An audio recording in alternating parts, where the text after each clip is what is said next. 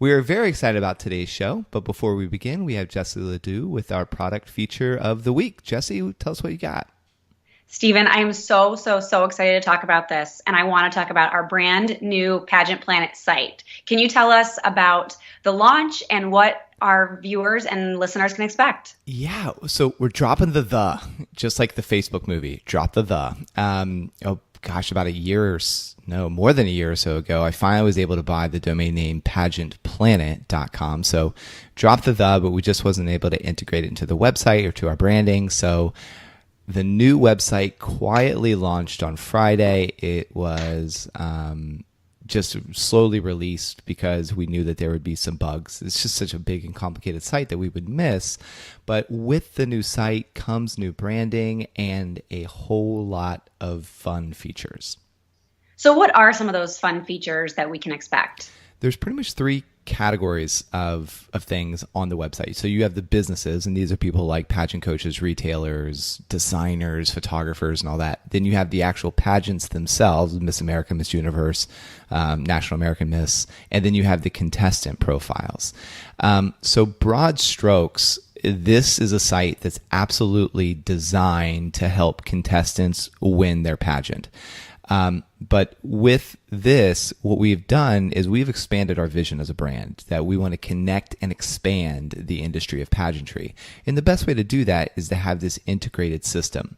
So again, those are the three categories. The best way to think of how you can use the site's functionality is one, if our listeners are familiar with the International Movie Database, and it works the same way. So our goal is to have every pageant that's ever been put on, every director who's ever directed, every contestant who's ever competed, every judge who's ever judged, every MC who's ever MC'd, and have those all interconnected. So when you click on, this is especially beneficial for contestants who are researching like the pageant from last year to see what the winner did. You can go to that and you can just type in the search, again, National American Miss 2016-2017, it pops up. You click on that, you see all their contestants, and then you see whatever girl who won and how the other girls placed. You click on their profiles, you can see what coaches they worked with, what photographers they worked with, what dresses they wore, I mean, their zodiac sign, how tall they are, all that kind of fun stuff that you can do really good research. And so that's from the contestants' perspective. And then you can also look through our interactive galleries where you can see dresses from all over the world that designers and manufacturers have uploaded. You can sort them by silhouette, by color, by fabric. And then if you're looking for a coach, let's say you're in the glitz world or you're in the Mr. Pageant world, which those are very specialized even inside of pageantry itself. So you can sort the coaches by mile radius. So if you just type in your address, it'll bring up all the coaches within a 25-mile radius of you, which is beneficial if you live in Australia, South Africa, like UK. I know we have a lot of listeners from out there that you can do that because pageant coaches are scarce, and you can expand it if you're in one of those more royal areas and say more like 250 miles. But you can also sort our coaches by specialty to say, I'm looking for pageant coaches, but I specifically want to know who does glitz coaching, who does Mr. Pageant coaching, or who is a walking coach. So it's very much designed for the contestant so she can find what she needs to find in order to win. But there are some really fun features about like pageants and businesses too, if you don't mind me plugging that. Got it. No, I think that's amazing. It's like Match.com for pageants. It sounds perfect. Yeah, it really is. And for hair and makeup artists, again, like even med spas, I know some of our Mrs. contestants, even some of our Miss contestants, they're wanting to do things like get rid of their darker under circles. I know that's something that my wife always like harps on because just genetically she has darker under circles. And so that's one of the services that she provides at her med spa and that she gets at other med spas to deal with that. So we even have a medical spa category where, again, Mrs. contestants and Miss contestants can go to. But for pageants, like the actual directors, we have our prediction game, which is really popular among our fans. Oh, I love the prediction game. So fun. Oh my gosh. And you can see like headshots of girls all over the world. And then directors, they can sell program ads directly from their profile. So if you're a director and you're in a local pageant, you can say, okay, it's again $100 for a half a page or whatever. They click that, and then they can pay for it directly through the profile. And then that director can also feature and highlight their sponsors on their page. And then with the predictions game, their pages get a lot more visibility there. Mm-hmm. So it gives their sponsors, it's just another way to say like, hey, when you advertise in my program book, or you're a sponsor of my pageant, you also get featured on our profile page on the largest pageant website on the planet. And they can also do People's Choice Awards. So as you know, historically, People's Choice Award only takes place like at the pageant, and it's $1 a vote or $5 a vote, whatever people decide. But directors can, from their Pageant Planet profile, they can say, okay, I want it to be 10 cents a vote or $5 a vote, because everybody has different currency exchanges that works with us. I mean, we're coaching girls from like China now. So, I mean, their currency is different from us. So we have to cater to everybody. So again, fans can then, they click on that, and then there's a whole contestant list that they just say, okay, I want to do 100 votes for Susie Smith out of Alabama. And then again, that money is like given to the director in an effort to help them raise more funds for their pageant. So that's a cool feature. Again, like retailers when they're, and I want to talk about the verification process. So every business that's going to be on our directory, they all have to be verified if they want to receive leads, like inquiries from pageant girls who's interested in their actual services. And we take them through a 2-step verification process. They have to schedule an appointment, talk with a live person. It's just our way to really protect girls from getting scammed, from getting gypped. And I'm not going to say that our process is 100% accurate right now, because I mean, we're the first people to ever really do this, but we are being proactive to try to do that, to help girls to really only be able to contact the best of the best. So there's that 2-step verification process. Of course, they can use our site. We rolled out a sponsorship program to get sponsorship, and we also rolled out like a brand ambassador program. So a lot of fun, like amazing features on there. So sounds like there are a lot of changes with the site, which might make people a little nervous when they get there for the first time. So if someone has a challenge, they've been using our site for a long time, but they can't seem to get the hang of the new site, how do they contact support, or how do they ask a question if they need some guidance for some of the amazing features you talked about? Yeah, so because of that, we made the contact, most brands like hide the contact, like on the 16th page of the 4th footer or whatever. Yeah. Ours is top right. So if you have any kind of challenges, that goes to us. It goes to support. We've actually brought on a queen of tech, and her sole purpose in life is to help people that are having challenges with the site to get logged in. If you've had a previous login with Pageant Planet, you log in using that same credentials on the very first time and the very first time only, it'll automatically trigger a password reset. And then you just go in, you click that, and you renew your password. We do that for safety precautions. We don't see what your password is or anything like that. So we had to do that in order to kind of create your login. But anything like that, you can just click the contact, do Queen of Tech, and it goes right to it. There is two other really cool features that I just remembered. One, we have a global calendar. So if you want to see, if you live in the Ukraine or if you live in Alabama or Alaska and you want to see what trunk shows, pageant workshops, contestant appearances, or like pageants that are around you, literally you can type in Boston, Massachusetts, or type in your zip code. It pulls in through a Google Calendar, and it says, here are the pageants within a 25-mile radius of you at any given time. And then you just click through the calendar and you can find those pageants, those workshops. You can just say, I only want to see pageants. I only want to see appearances around me. Because again, like pageant girls, they flock together. So Miss Georgia or whatever, like wherever she goes, other contestants that are in Georgia, they want to be like where Miss Georgia is. So it's just all of our part of our plan to bring everyone together. And I mean, if you want to like get a custom design dress, you can, again, contact the designers directly, and you get to contribute to other profiles like Wikipedia style. There's just so much. It's really hard to, I mean, I've been talking about it for almost 10 minutes now, but it's a lot of stuff to really feature. So it's really great. Love that. So everyone get using the new site. Let us know what you think. And thanks, Stephen. Thanks, Jesse. Welcome to the Pageant Planet podcast, where we help you succeed in pageantry. Now, here's your host, Steve and Roddy. Welcome to another episode. Today, Jesse Ledoux and myself, we're going to talk about the 5 things that you must have in order to win. So Jesse, set the stage for us. Yeah, so we always get these questions like, what do I need to do to win this pageant? And of course, there's no magical formula. Every pageant is different, looking for different types of winners and queens and kings. However, there are some things that you can pay extra attention to during your preparation that will just give you that competitive edge to gain as many points as possible. Awesome. Okay, so give us the very first point. Yeah, the first one is you have to have a plan.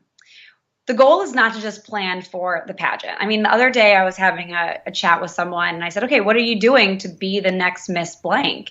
And she said, well, I'm doing a lot of mock interviews. I'm being like meticulous with my wardrobe, which are all great things, but that's planning for the short term, and your plan needs to be for the long term. Plan for the reign.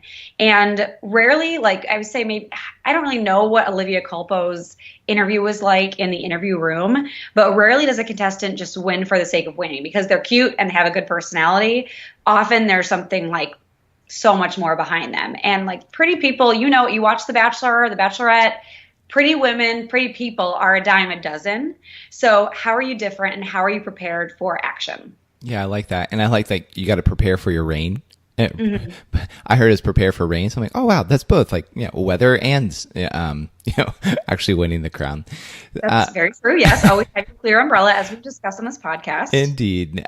I've discovered that people that don't know what they want are the ones who use those vague generalities. Yes. Like rather than just saying like, I'm not sure actually what I should be focusing on. Mm-hmm. They come up with an answer, and the more they talk, the more you realize they have no clue what they desire. And when you have frustrated desires that oscillate like a fan, like going back and forth, and you're not really clear what you're shooting for, and you're not able to give that definite, detailed answer as like, hey, this is what I want, and this is what I'm doing to get it, you rarely get it in life. And if you do get something that's close to that, traditionally it's not what you actually want. Yep, exactly. And that actually puts me to like one of the next points of having a plan. It's have a quantifiable goal. And for those listening, when I say quantifiable, I mean measurable. Something that you can say, this is my goal often. I'm going to eat 3 pieces of pizza for dinner tonight. That is my goal tonight. And I can see, okay, did I reach my goal of eating 3 pieces of pizza, or did I give up after 2? I don't know. So obviously that's anecdotal, but I would say like if you're collecting something for a group of people, have a specific number in mind that you can reach for. So you can tell those judges, you can say, this was my goal. I've already reached it. I've already exceeded it. Here's how I'm going to reach my next goal. Or just so they can see that you've put something on paper. It's not just, I'm going to talk to students. It's no, I'm going to talk to 25 schools in this area about my platform or about this pageant, whatever it is you're talking about. So something quantifiable that you can measure is like a huge, huge, huge deal. So Stephen, like, I know you've been working on so much with the site. Like, was there a quantifiable goal you had in mind for the site or anything recently in your life? Yeah.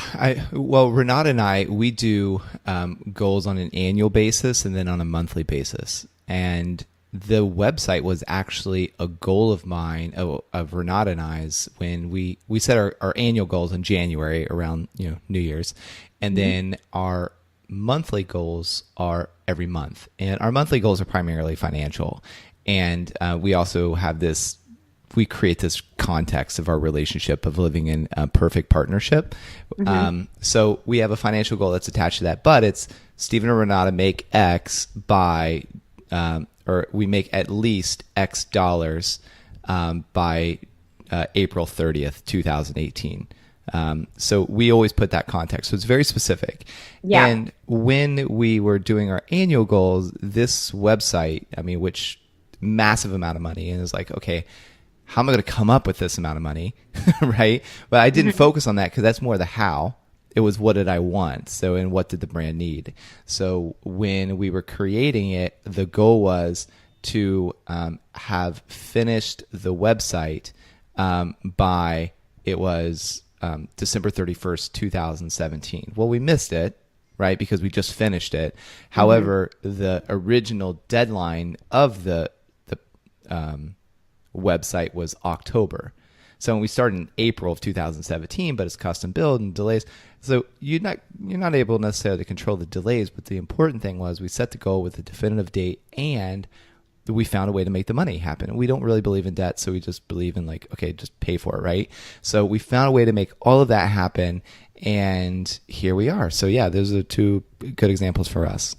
Yeah, and it's all about your legacy. Like, legacy is such an important word with pageantry. So what will you do with this title? That's what you should be focusing on with your plan. What's next?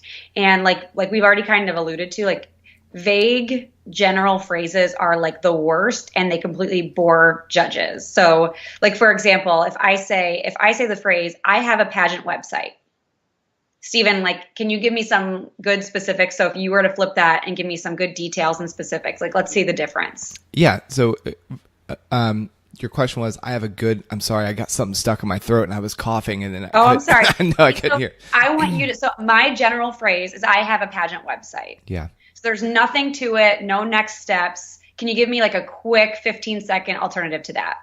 Yeah. So instead of saying I have a pageant website I have a pageant website that helps girls succeed in pageantry. And we specifically focus on Miss America and Miss Universe contestants, for example. Love it. Okay. So much better. So details, specifics will trump vague general phrases 100% of the time. Yeah. And it creates more, wow, that is really cool. Exactly. Yeah. Totally agree. Okay. So that's your plan. The next item is you have to have strong hair and makeup. And like I say this, like, many little mistakes that you make can be forgiven if you look like your version of your best self from the neck up. I mean, how many times I've heard the phrase, swimsuit is one from the neck up, or fitness is one from the neck up. It's that confidence. It's that overall look. So it's so important that your hair and makeup looks the best it possibly can, because if you're a little extra bouncy in swimsuit, or maybe if your dress isn't fitted absolutely flawlessly, which, is one of my cardinal sins, but regardless, oftentimes that can be forgiven if you look bomb diggity dog. Some of those kind of mistakes that we see with like poor hair and makeup choices are flat hair, not straight, but flat hair, muddy eye makeup, etc. Yeah, and there is just something very likable about a man or a woman that's really put together. Mm-hmm. Whether you want to admit it or not, it just is. And all the studies that's been shown, all the positive things that we all strive to be, like, okay, intelligent, trustworthy, like, if you're put together, or like if you're deemed as, quote, attractive, which is what we're saying here, like have strong hair and makeup, like, you are stereotyped as all those positive attributes. Mm-hmm. So, and it especially works in your favor in a beauty pageant. It's the adjective there, beauty is important. Definitely.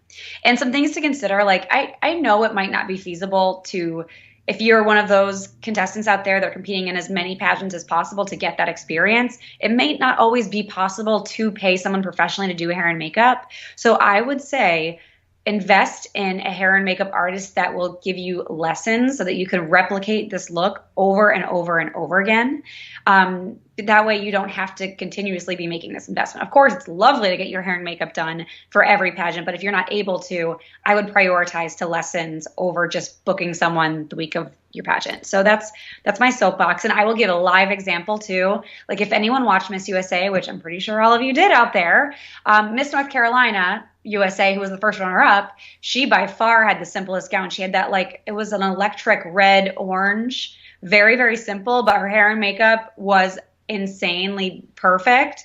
So it was one of those things where every other contestant on stage had a super elaborate gown, and there was her something really simple, and her whole look was what, like, really put it over the top. So hair and makeup can really, like, magnify a simple gown. So if you are trying to gauge expenses there, don't feel like you have to get the $5,000 gown. Change that so you get something a little more simple, but you're paying for the makeup lessons, or you're paying for the makeup service. So keep that in mind. Yeah, and the thing I love about hair and makeup lessons is that's the gift that keeps on giving. You hire them. Yeah, I mean, you get such a strong return on that investment for years to come, and it's going to serve you well in job interviews. It's going to serve you well for appearances when you're going in for the promotion. Again, if you look the part of the position you're lobbying for, you're more likely to get it. And hair and makeup lessons, I mean, I couldn't agree more. Yep, I totally agree. And like practice makes perfect here. So like the thing to avoid with perfect hair and makeup is winging it. Like you must practice that look as many times as possible before getting to your pageant. Or if you are hiring hair and makeup, bring a photo that you're looking to emulate. That way they have some direction. You don't want to just say like, okay, do whatever you want because this is a pageant and you know what works best for your face. So always bring something specific. Yeah, and no experts wing it. Like if you're top of your game inside of your industry, you don't just continually wing it and end up on top. And this is an illusion, even amongst artists. Like, I mean, I was studying Leonardo da Vinci. I mean, I listened to podcasts and I read a few books on him. He was very methodical in how he went about. And a lot of artists that you hear, they're just like, oh, you know, I just kind of go with it, designers, whatever. Sherry Hill, very methodical in how she goes about design and how she goes about marketing. It's really strategic. So again, you want to be at the top of your game in pageantry. You don't wing it. You have to have a plan and execute the plan. Like, for example, before meeting with your hair and makeup artist, write down a list of questions that's important for you to know so you get the most out of it. If you put thought into the lesson before you actually get the lesson. For sure. I mean, that the picture, the pre-event conversation are all like key to success here. Yeah. Now, if girls, maybe they live in some place or they don't necessarily know where to find a hair and makeup artist, I mean, how can they do that? Because, you know, you live in a random place like my hometown, Belpre, Ohio. Where in the world do you find a hair and makeup artist? Well, you know, Skype is amazing, right? We use it for all of our client sessions, but a lot of hair and makeup artists now are doing Skype lessons. So on our directory, if you do live in a smaller town where you don't have makeup artists teaming looking to work with you, you can search through our directory for local. So you can always try like expand your mile radius. But even if you don't want to travel, you've heard of one specific makeup or hair artist that you want to use, you can find them through our directory and be able to contact them that way and probably do some Skype lessons. That's great. Okay, so we're covering 5 things. We've already covered have a plan. The second thing, strong hair and makeup. What's the third thing that girls must have in order to win? Yeah, so this is kind of a wonky one because people think it's really corny, but we'll talk about how to keep it uncorny, I guess. So this is your headline and tagline. And I say this because with every great platform, so many people have platforms that are listening, you should have a headline and a subtitle. And this is something that is yours and yours alone that you can identify, people can identify with you. Or if you're using a hashtag, are you hashtagging every single photo that you're posting during your reign? And that way, if you say it in your interview and a judge wants to go check you out and here's your hashtag that you're promoting, they click that hashtag and here's 150 pictures of you doing the job of Miss whatever, and you're crushing it. And they're like, wow, like this girl's really made a brand for herself, or this headline was really memorable.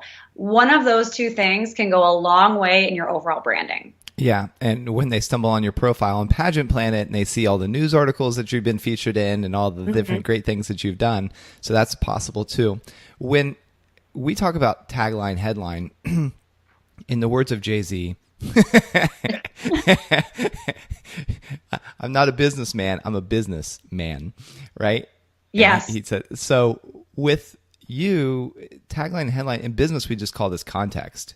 Or a mission statement. You have to have a driving force behind your brand, and you are your brand. You are your business.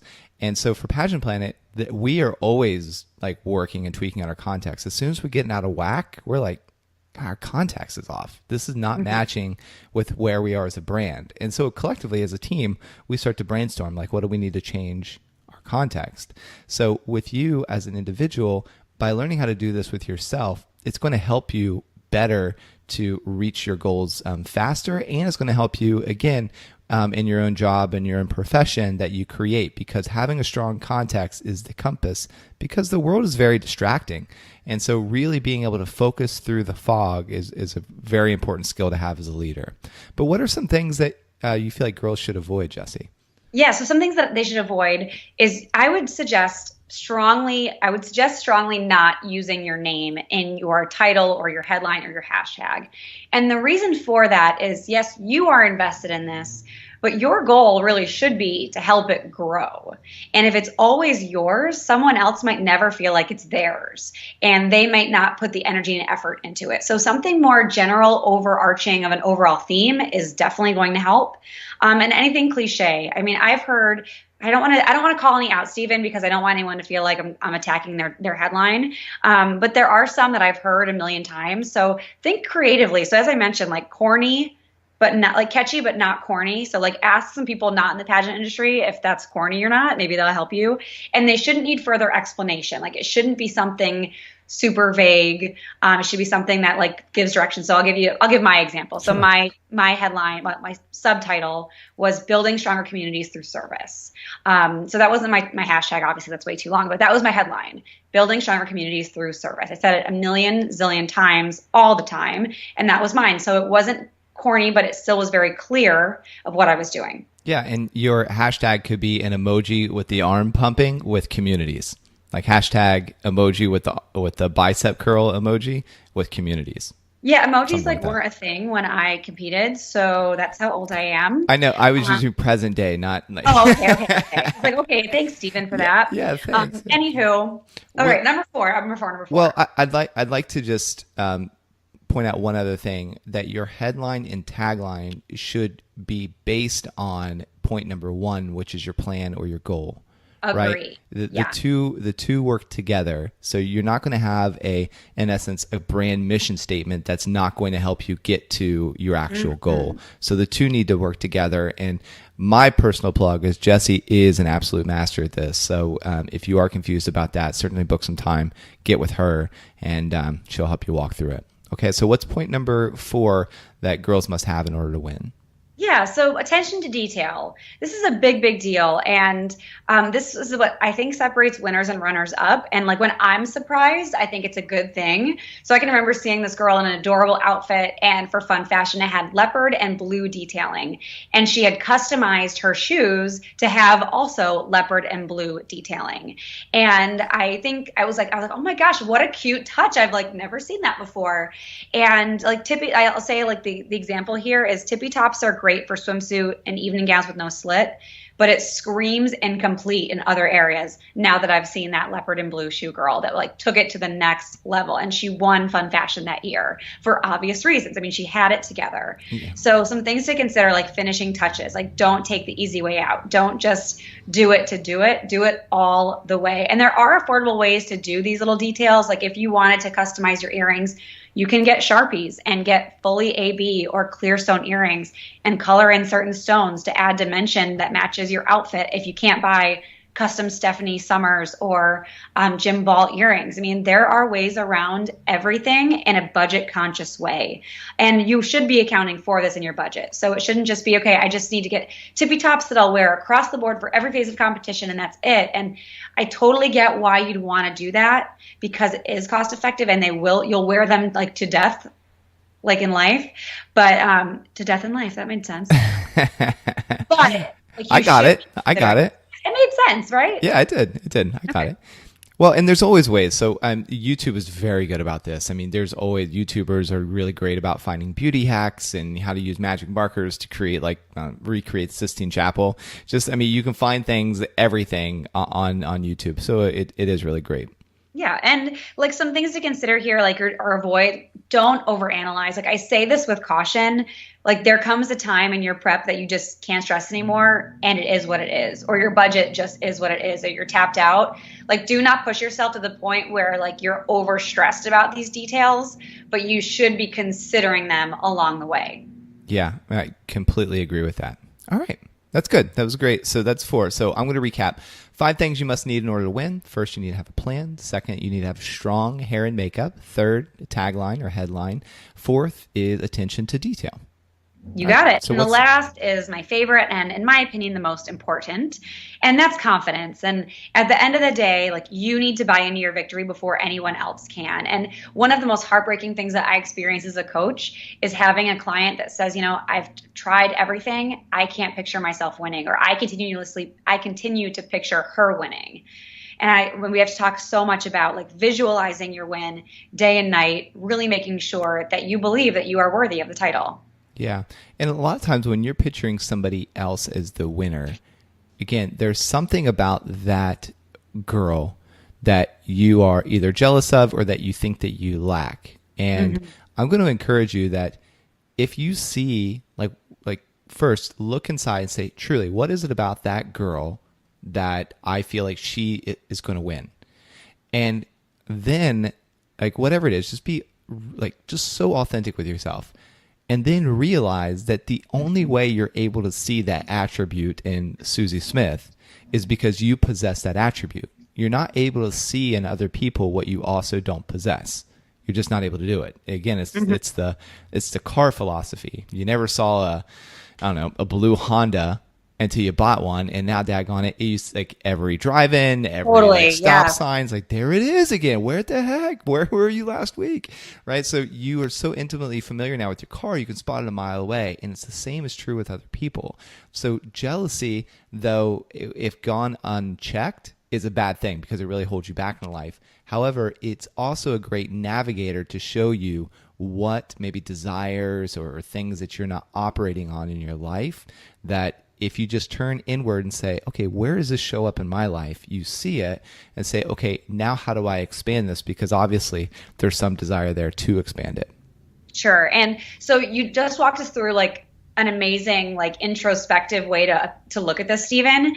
Other than that, I know you and Renata are masterminds at mental conditioning and visualization. Are there any other exercises that you haven't touched on already that our listeners might be able to take advantage of? Yeah, like do things that, here's a few things. It's really self-love. So you want to do things that make you feel good about being you. Whether you've talked about this a lot, Jesse, where your favorite cup of coffee on a random Tuesday afternoon, it's like that reward that you're like, oh, I'm doing this for me. And so doing things like that where you take time for yourself. Renata's really good about her personal care. It doesn't matter what's going on in her life or anything. She like makes time to get her nails done, hair done, all that stuff all the time. So those are different things that makes her feel beautiful. And as a result, she exudes beauty. Other things that you can do is read books about individuals who've overcome various struggles. So what I've discovered in my reading is that with the same, with the same intensity that you failed or that you fell short in an area, life has to reciprocate that. It's like a universal law that God put in place. So the harder, it's kind of like the bigger they are, the harder they fall, right?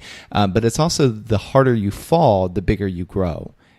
So it very much works like a similar, like a tree. The more complex and deeper the root system, the higher the tree, or a skyscraper. The higher the building, the more deep the foundation that it had to pour. So things like that, like seeing it in nature always helps me because I realize like the Bible says God takes care of the birds, and they don't toil, they don't make anything, they just chirp and they're always fed. They're waking me up outside my window. Oh my gosh. Always, all the time, right? And they just chirp. That's their sole purpose in life, is just a chirp. And God's like, take care of them. Look at the lilies of the field. I mean, they're here today, gone tomorrow, but like no one is dressed as fine as they are.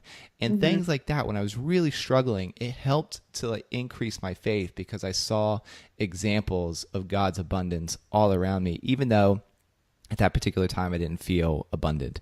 And so for you, depending on what your struggle is, because we all have insecurities and we all have struggles, I still have like plenty I'm dealing with.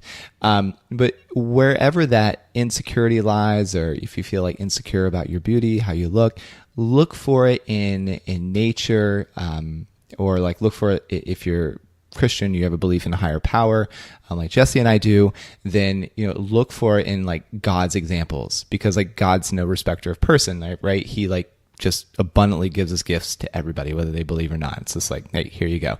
He's generous like that. So looking around will help to increase your faith in you and what you can bring to the world.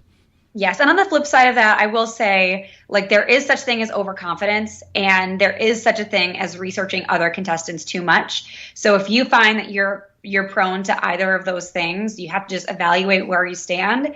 And if it's overconfidence, it's okay. How do we ground ourselves? How do we remain humble? How do we recognize the good in others as well? And then if you're on the flip side, if you're researching other contestants too much and that's getting into your head, how can we, like Steven said, do that internal self-reflection and recognize the good in us? So that is my soapbox of confidence. So confidence is the key. Yeah, confidence is the key. It's the foundation that holds everything together. And just to recap, 5 things you must have in order to win. You need to have a plan. 2nd, strong hair and makeup. 3rd, a headline and a tagline. 4th, attention to detail. And 5 is confidence, which is an ever-growing journey throughout your whole entire life. So, Jesse, if these girls who are listening, they wanted to work with you, how would they find you, especially with the new site, because things got moved around a little bit? Yes. So the key to unlock coaching options is to signing up. You can be a part of Pageant History. You find the site and you can ingrain yourself in the culture of the industry by signing up as a contestant, as a parent, whatever you might be in the industry. And then from there, you can unlock coaching options. You can unlock contacting me. And you can, of course, search the other coaches in our database. Awesome. Thank you, Jesse. Want to ask your questions to the title holders and professionals we interview? Become a VIP girl today and get unlimited coaching from the Pageant Planet. Plus, ask as many questions as you'd like for only $47.